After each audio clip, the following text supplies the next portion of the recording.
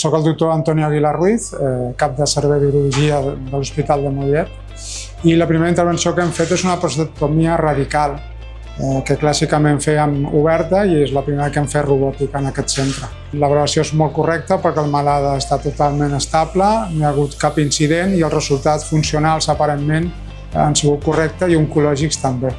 A nivell de l'hospital implica un augment de nivell, un augment de tecnologia, i això és un benefici pels malalts, pels professionals i sobretot perquè puguin vindre nous metges o nous professionals al centre també. Crec que aquesta tècnica, com anem darrere els hospitals grans, que ja és una cosa habitual, però això entra a poc, però quan no et dones compte pràcticament podem fer qualsevol tipus de cirurgia, de les que ara fem laparoscòpiques, i obertes les podrem fer de forma robòtica. Nosaltres i la resta de serveis quirúrgics també.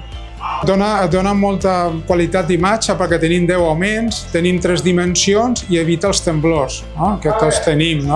Comparat amb la laparoscòpia, que ja la tenim en 3D, millora molt els moviments, perquè això té un moviment igual que una mà, és a dir, pot rotar 360, cosa que en la laparoscòpia no té. Vull dir que té moltes coses, evidentment necessites temps per poder fer o treure-li partit a tot el que té, però és una tècnica molt, molt bona.